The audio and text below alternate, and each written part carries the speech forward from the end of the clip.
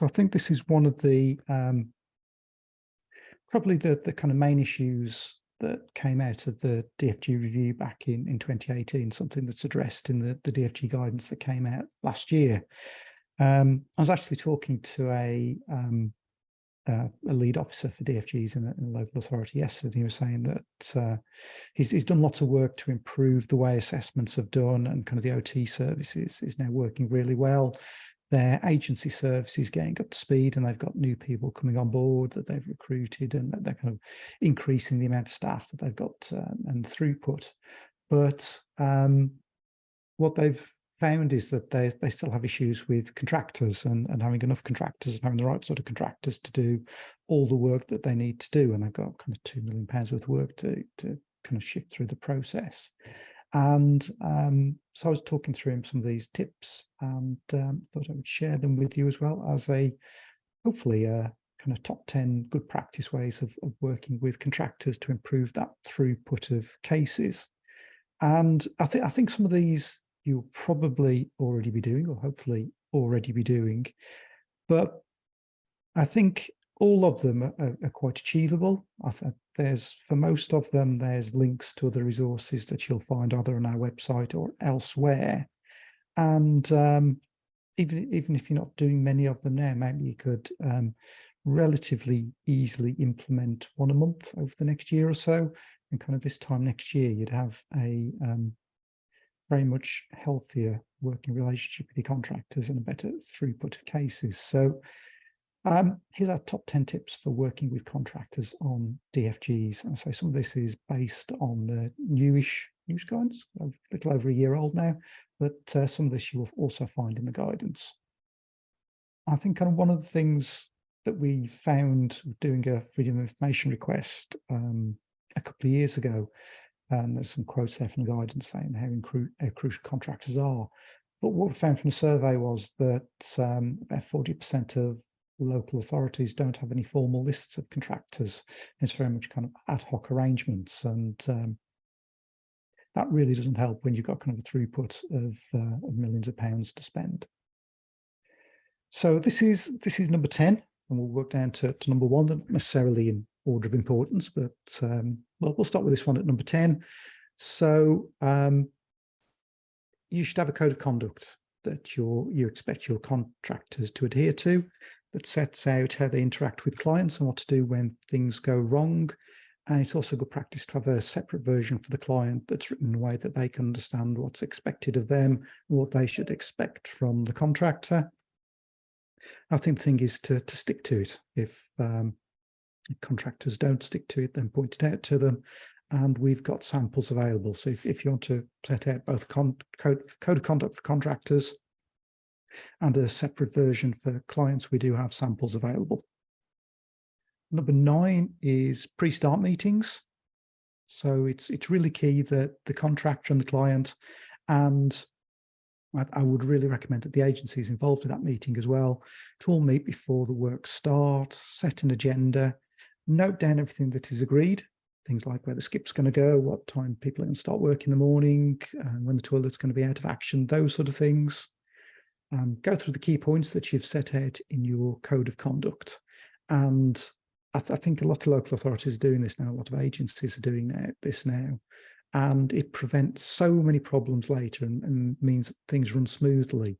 And actually investing the time to have the pre-start meetings saves you so much more time further down the line, that even if, as I'll say later on, even if you don't do completion visits on 100% of jobs, I would strongly recommend that you do pre-start meetings on all jobs. Number 8 is having a schedule of rates, which I suppose is basically a standard specification for your routine types of work like shower adaptations and ramps. And ideally, if you can get that pre-priced by your contractors so that you can automatically cost the jobs and award them, then that negates the need for tendering on the majority of projects and the time delays that brings. Again, we've got lots of sample schedule rates that different local authorities have used. If you need a starting point, we've got lots of those. And we also work with a company that provides a system called dfgtenders.co.uk, which is an online portal where you can load up your schedule of rates and build up a specification and get it automatically priced within about 3-4 minutes. And add the name of the person we want to prepare the specification for. So it pulls through the address that we put in earlier. This section here you use for passing notes backwards and forwards to yourself and the contractor as you go forward. So as we scroll down the screen, we start to build up the details for this particular job. So we'll start with a note for the contractor, just so he's aware. You can tell him the property type's a house, it's masonry, traditional construction, and the floor area of the particular bathroom is 4 square meters. So this specification is customizable depending on your requirements. So this is a demo version I've set up, and in this one we can pick out the bits and pieces that we want to remove from the bathroom.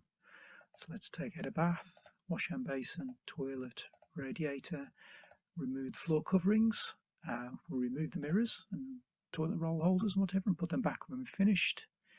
And this one's a fairly simple adaptation, so we don't have to break out any walls or do any new doors. It's a house, so we're going to put a timber floor, former in a timber floor, and then we can actually either have a supply and fit price, or this one's set up so it pulls through prices from a framework. So there we've got a range of trays from AKW, Contour and Impy. We'll just pick which one we want.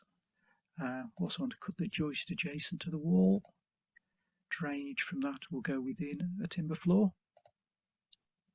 That's from shower screens, and again pick the screens we want, pulling the price through from a framework. Install the shower unit, and again pull the shower from the framework. Curtain rails and shower curtains. Floor covering, we want 4 square meters because the floor room's 4 square meters. We've got a timber floor, so we'll show that there's some floorboards are pinned down with some plywood, and we'll put a threshold. No new doorways in this one, but we want 2 of the walls tiled, so that's 4 linear meters of walling. We'll just repair and paint the ceiling, so again that's 4 square meters. Let's pick ourselves a wash basin, some drainage, add a splashback. We'll have a Tiffany toilet again, and we'll put that on a plinth so it's a little bit higher. In this particular job, the existing drainage is okay, so we can leave that all as it is. Let's put in a new radiator. We'll upgrade the consumer unit, make sure we've got some earth bonding, extract fan to go through the wall, add a light, and then tick all these prelims items. If you've got a drawing, you can drag and drop that there so it attaches to the file. So at this point, when you've gone through and ticked all your options, you click Save and Calculate. And we've got 2 builders set up on this demo version, Bob the Builder and Colin the Contractor. And you can see that they've already submitted their prices for all of these items. So the system has worked out that Bob the Builder, in this case, is the cheaper of the 2, 3,400, and that's a breakdown of his prices.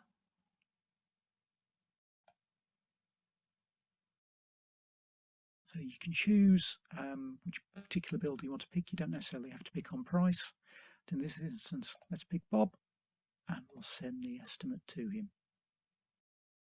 So that's a quick overview of how quickly you can put together a specification for a shower adaptation and get all your quotes back. So within 2 or 3 minutes, you've got your full spec, got your full quotes, and can move on to the DFG application. Number 7 in our top 10 is framework agreements. So there are many of these available through procurement hubs like YPO, ESPO, Fusion, PFH, CHIC, and Procure Plus. And I think they're really well suited to the supply and fit of items such as stair lifts and home lifts. And the great things about these is you can usually have direct awards. So rather than tendering at all for your kind of standard stair lifts, you can go to the top listed supplier on the framework and just order a lift directly from them.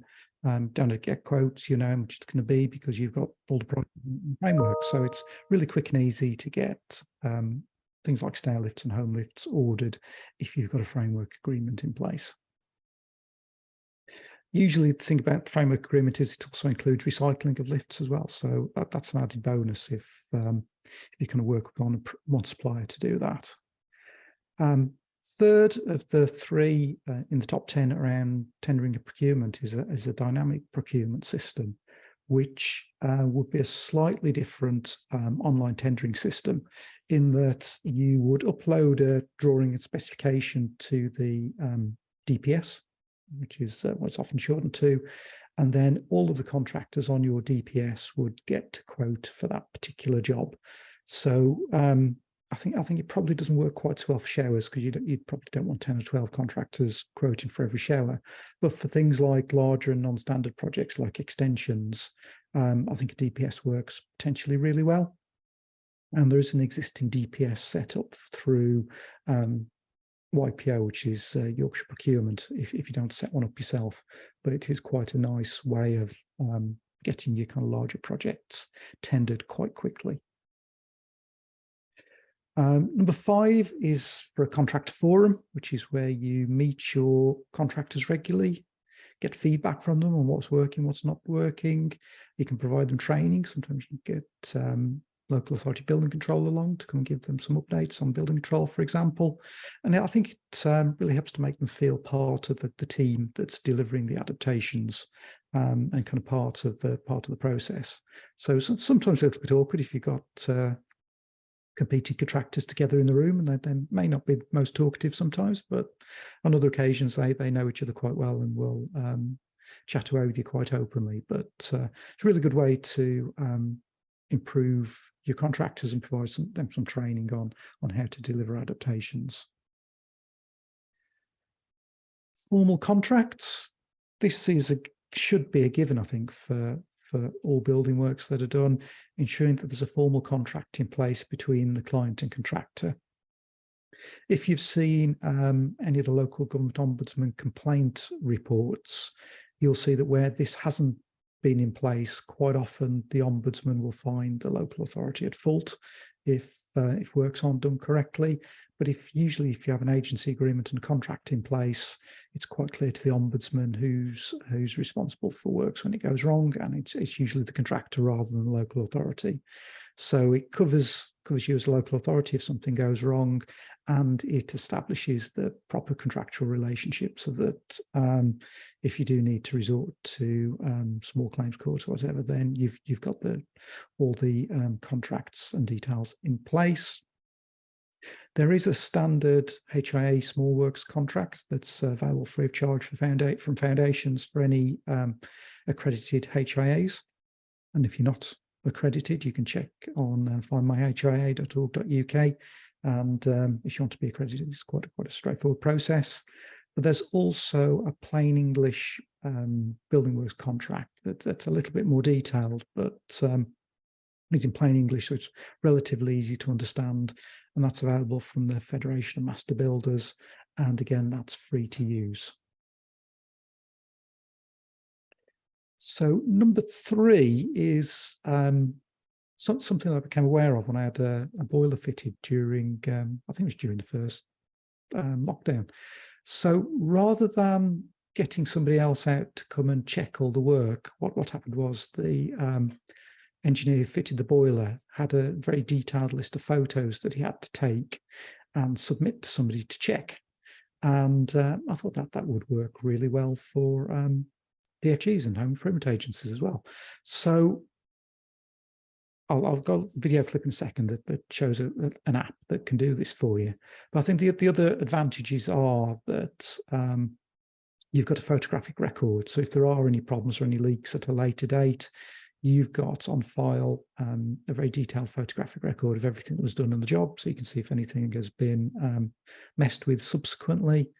And if you've got the contractor doing the snagging and make sure everything's right and sending you all the details, then you don't have to do as many completion visits to get it signed off, which then gives you more time for the pre-start meetings, which I think are a lot more important. Because if everything else has been done properly up to this point, then there shouldn't really be need for a completion visit. It all should be done right first time and be all correct. So having the photos is an important part of that, I think. So here's a little app I found called On-Site Checklist. So you can get from onsitechecklist.auditbricks.com. And I just did a quick template. So this was kind of a mock-up I did in about 5 minutes on a shower adaptation inspection. So you can set this up and then send this to your contractors if they've got the app. So you put the details of the particular properties, you put the reference in, the date when the inspection was done, the address. So just wait for my typing to catch up. Then you can put in the name of the client. And then you can add a photo of the property as well, so it's nice and easy to identify. There we go. Then we've got the inspection record set up, and Google knows where it is, zooms in. So once that's saved, you can go into the inspection and start adding your photos and notes.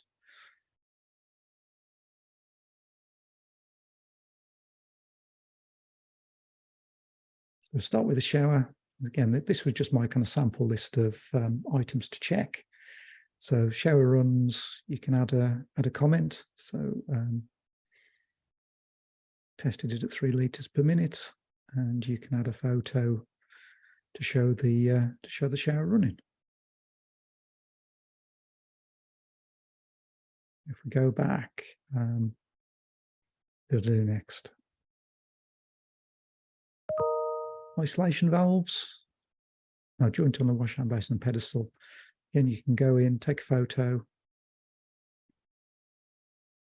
show that it's all been done correctly, add any notes. Isolation valves. Again, you can add a photo. And if you've got any snagging items, or if the contractor's got any snagging items, he can add those and assign them to one of his operatives to make those particular changes, and give a date when it needs to be done by. And they can always come back when they do that and add another photo to show that the snagging has been done. And you can also get sign-off comments from the client, and get their signature. You can capture that signature on your mobile phone.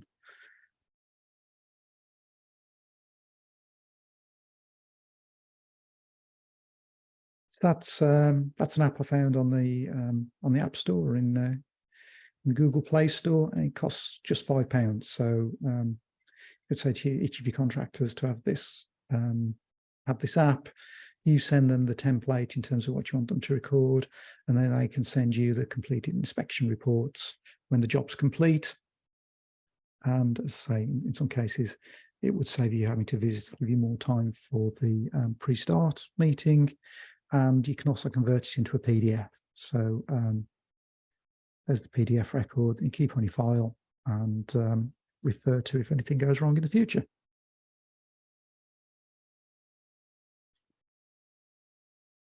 So that's the on-site checklist. Number 2 in the list is about being reasonable on variations. I think sometimes local authorities add a contingency. I think the issue with the contingency is that it does mean that you have to reapprove every single grant, because the amount of grant never actually equals the amount of contingency. So I think recommend being reasonable on genuinely unforeseeable additional works, and vary the grant if you need to.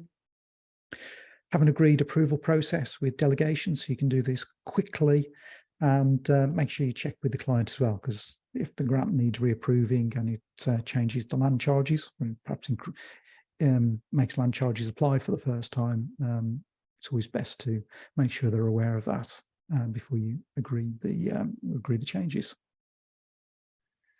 And number one, I think should be a relatively straightforward one. Pay promptly. Most small builders have a relatively tight cash flow, and paying promptly for them is important. So if you can provide a checklist for all the details that they need to provide to be paid quickly, then if they do, have a way through your system that you can make that payment as swiftly as possible. And maybe think about retention periods. Certainly for larger jobs, you might want to keep back 2.5 or 5% for 6 months, just in case there are any issues. Again, that's kind of relatively standard practice, and can be built into your kind of contractual documents, but paying promptly, really important.